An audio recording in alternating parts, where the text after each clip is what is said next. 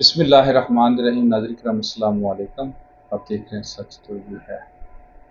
ناظرین کرام، حالیہ دنوں میں علی پور چٹھا میں LPG گیس کی غیر قانونی فروخت کے خلاف ضلعی انتظامیہ کی جانب سے کارروائی کے بعد صورتحال کشیدہ ہو گئی ہے۔ گیس ڈیلرز اور دکانداروں کی نمائندہ تنظیم گیس ایسوسی ایشن نے احتجاجاً تھوک اور پرچون سطح پر گیس سلنڈر کی فروخت بند کر دی ہے، جس سے شہریوں کو مشکلات کا سامنا ہے۔ دوسری طرف شہری حلقے اس اقدام کو غیر قانونی کاروبار کے خلاف ایک مثبت پیش رفت قرار دے رہے ہیں۔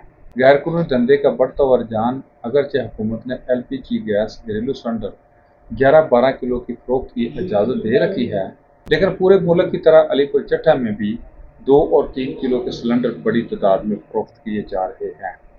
یہ سلنڈر بغیر کسی حفاظتی معیار، لائسنس اور غیر تربیت یافتہ عملے کے عام دکانوں پر بیچے جا رہے ہیں، جو کسی بھی وقت حادثے کا سبب بن سکتے ہیں۔ انتظامیہ رپورٹس کے مطابق سب سے بڑا خطرناک رجحان یہ سامنے آیا ہے کہ متعدد مسافر گاڑیوں میں LPG گیس براہ راست بھری جا رہی ہے۔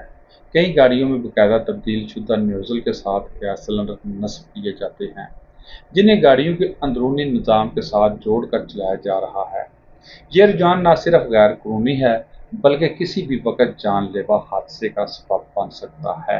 حکومت کی جانب سے ایسے غیر قانونی LPG استعمال پر مکمل پابندی ہے، لیکن مقامی گیس مافیا قانون کو خاطر میں نہیں لا رہا۔ انتظامی کارروائی کے رد عمل میں گیس ایسوسی ایشن کے سربراہ نے اپنے تمام ممبران کو احکامات جاری کیے ہیں کہ تھوک میں بھی گیس سلنڈر فروخت نہ کیے جائیں۔ یہ اقدام بظاہر شہریوں کو پریشان کر کے انتظامیہ پر دباؤ ڈالنے کی ایک سوچی سمجھی حکمت عملی ہے، تاکہ مسافر گاڑیوں میں دوبارہ گیس کے استعمال کی راہ نکالی جا سکے۔